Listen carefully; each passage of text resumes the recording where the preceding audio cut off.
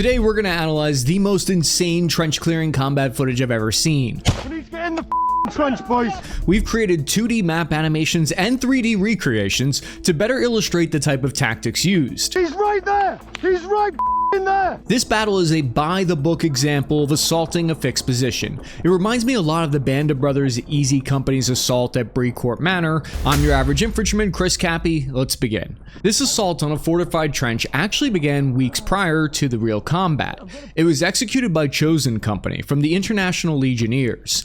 They're made up of American, British, and Australian volunteers. First, they conducted route reconnaissance with drones and on foot. They did this to accurately assess what pathways were most safe for the Humvee to traverse through, and to identify what type of enemy forces they're actually facing.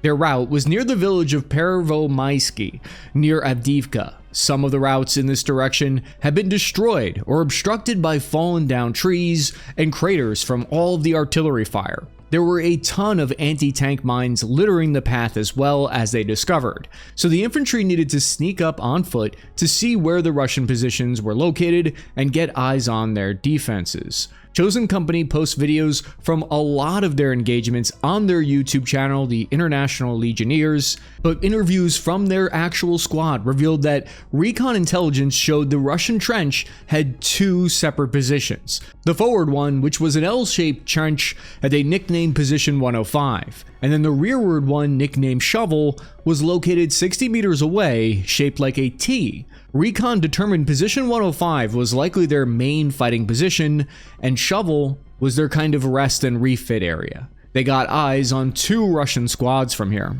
and they would be up against a force of about 20 enemy troops. The trench was well fortified with PKM machine guns, AKs, mortars, RPGs, FPV drones, grenades, and they were reinforced by artillery units nearby. But first, all the animation work in today's episode is sponsored by PDS Debt, because credit card debt is a system that's designed to keep you pinned down while the banks make billions. Personally, I've struggled with debt before when I stupidly took on huge interest rates to pay for a motorcycle in my 20s, not realizing what 26% APR meant. Now there's a way to fight back, and that's why I'm partnering with PDS Debt. They've already helped hundreds of thousands of people break out a credit card trap, cutting debt, ending the calls, and putting money back in your pocket where it belongs, where it's safe and cozy. If you're dealing with credit cards, personal loans, collections, or medical bills, you should know that PDS Debt has customized options for your situation just waiting for you. And there's no minimum credit score or any judgment, just solutions. That personal touch is why they're A+ rated by the Better Business Bureau, and why they have thousands of 5-star Google reviews and 5-star rating over at Trustpilot. It's your money and it's your future. You should just be aware that there are options out there, and you're 30 seconds away from being debt-free. Get your free assessment right now at pdsdebt.com/CappyArmy. That's pdsdebt.com/CappyArmy. This battle took place in 2023 during the offensive in the region. They got the call from higher up that the operation was a go. Ready, boys?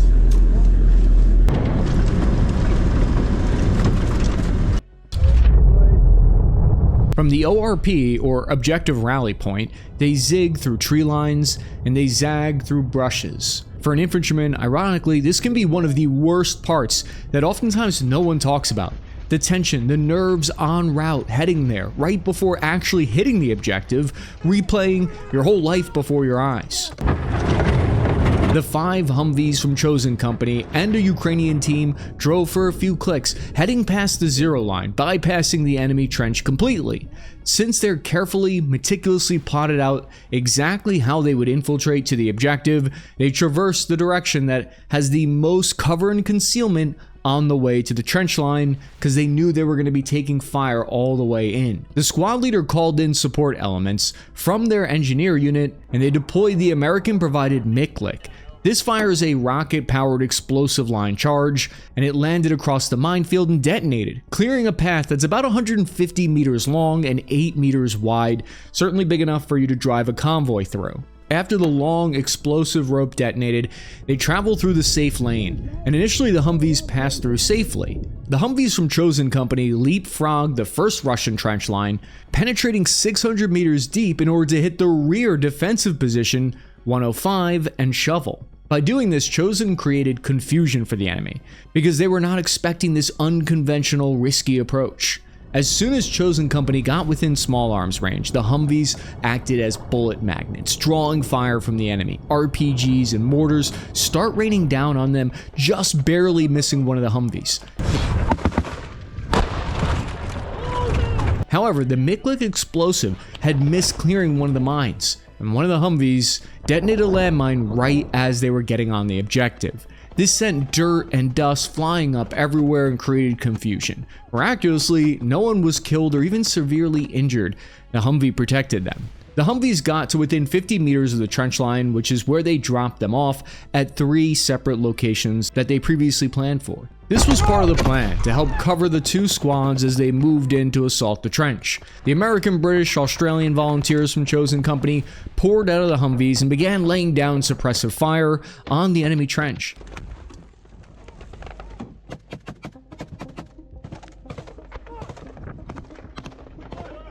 Trenches are shaped in these kind of L, T, and Y shapes because straight trenches get everyone inside killed if you can get a shot down the whole lane.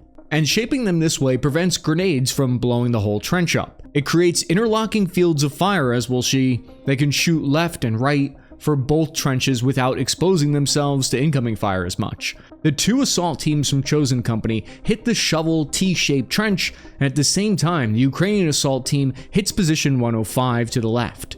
This way, the Russian defenders at each location would be less effective at engaging the other team as the trenches are designed to do. The enemy trenches are set up to cover one another with overlapping fields of fire, so it requires coordination and teamwork on both sides.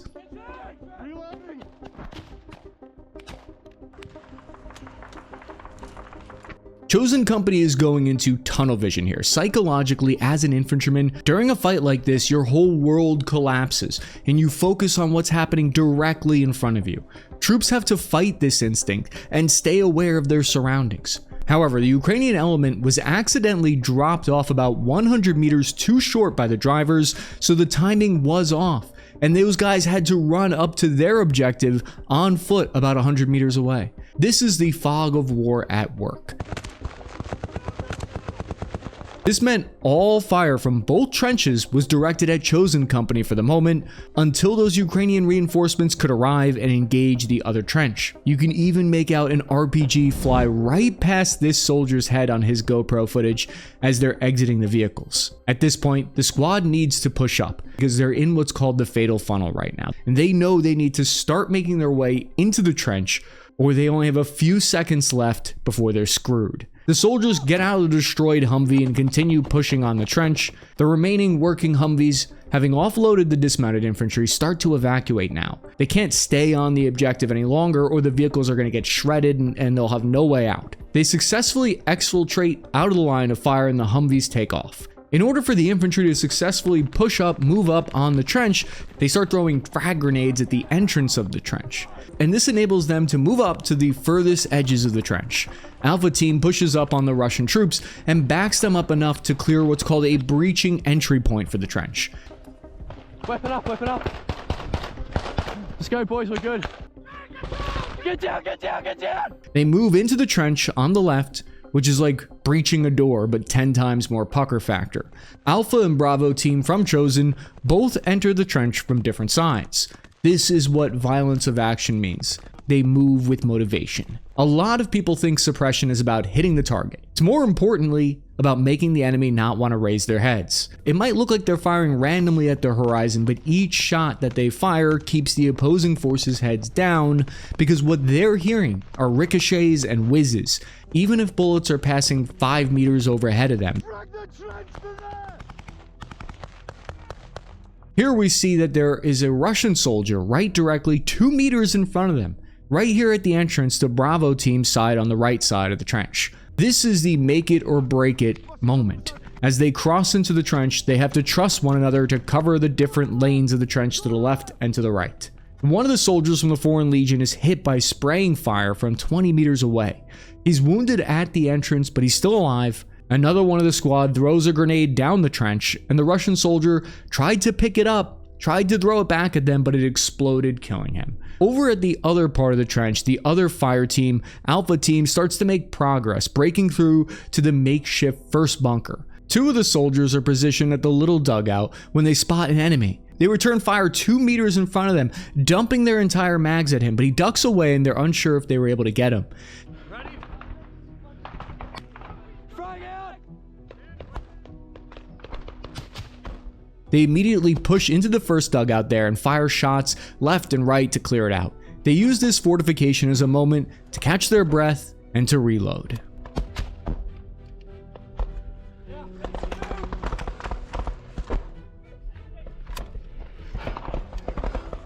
I'm too heavy.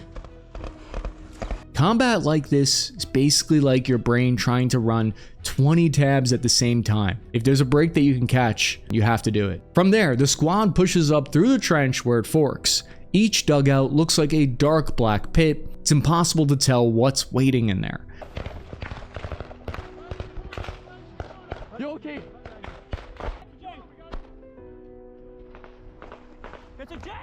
At the next bunker, they push to find a dead Russian soldier. We now cut back to the GoPro of a different soldier, back to the other part of the trench where Bravo team is now firming up, getting a foothold in the trench, and they're tending to their one wounded soldier. An enemy FPV drone hits near them but misses. It's the first such one that they encountered. Drop. They start to creep further into the trench to the first bunker system where 2 enemy Russians are spotted.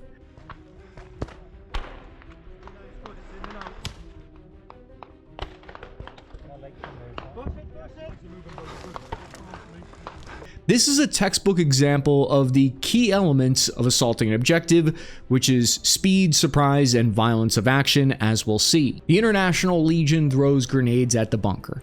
They turn on their rifle flashlights to see into those dark bunkers as they advance. Then something crazy happens. 2 Russians who are confused because they hear the other team shooting on the other side of the trench made them run into the trench right next to the Foreign Legion soldiers. Again, it reminds me of that Band of Brothers show where they start shooting on their own positions because they have no idea what's going on. That guy, that Russian soldier, then realizes that he's accidentally run into a non-friendly force and runs back to the other trench. They're yelling at him to surrender, and one of the Russian soldiers miraculously makes it back to his trench. Another instance of the fog of war at play. They got hit with 2 suicide drones so far. Who did? D1. Is anyone alive? We don't know, man. We need to push. Okay. The friendly drone providing recon overhead at this point are able to start walking the small arms fire onto the remaining pockets of Russian defenders. They're in direct communication through radio to the operators as we hear them, and we can hear them call the positions out. Say again. 3 Russians front. They exchange gunfire. It's a firefight for a little while here. Then one of the American Foreign Legion fighters tosses a frag grenade into the enemy defender position. It's a direct hit. At this point, each team in the trench does not have comms with one another. Between Alpha and Bravo, the comm system, there was an error. They're unsure how the assault is going for either side. They don't know if their other fire team is even alive. They improvise and push forward to meet each other where they're supposed to rendezvous. But they come up with a plan to account for all of this beforehand. If comms were down, they knew that they would fly a certain flag that signaled that they were there, and they could push that flag around corners to make sure that you knew that there was a friendly on the other side. Friendly's on shovel! Right here. In trench warfare, grenades are your best friend. Every dark hole is screaming and begging for one of them. So they fire shots in and they frag at bunkers as they push forward. They're able to recover Russian radio systems, which is useful for intelligence collection. They recover grenades and other equipment as well. The plan is to pull off what's called a pincer maneuver here. What that means is that Alpha Squad on the left tries to move up as Bravo Squad on the right aims to push them in together and to funnel the enemy into one location. Then, once they're there, they plan to throw grenades onto the enemies until they surrender or are eliminated. The 2 teams almost have a friendly fire incident with one another, but they're able to communicate through old-fashioned shouting so that they know to stop firing. Friendly! Friendly! I don't want to hit friendlies. No.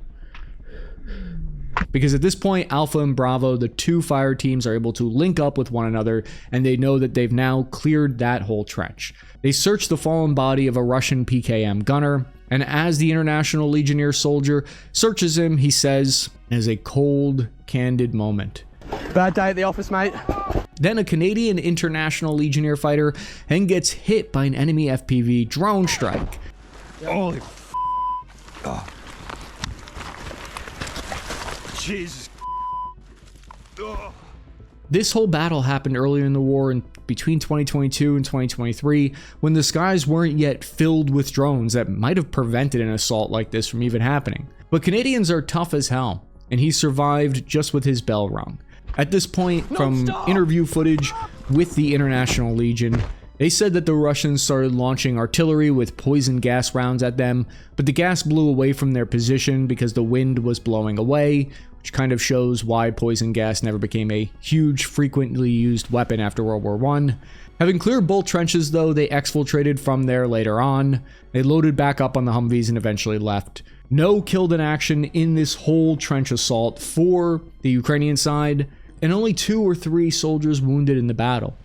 Even though this battle was over just a tiny piece of ground, fights like this determine how far any front moves. Since then, Russia has taken back the land here a few meters at a time over the past 2 years. Since then, Chosen Company continues to fight in Ukraine. Ukraine is, of course, on the back foot right now. This video is not meant to give the impression that they're winning the war. This is an analysis of some of the best footage of trench warfare from drone angle, from multiple GoPro angles on the ground that I could find. It's a textbook example of assaulting a fixed position that I think should be taught today in classrooms. Be sure to check out their YouTube channel, the International Legionnaires, if you want to support them. If you're interested in seeing more uncensored combat rundowns from Iraq, Afghanistan, and elsewhere, click the link in the description for Pepperbox. I'm your average infantryman, Chris Cappy. Thank you for watching. Ending transmission.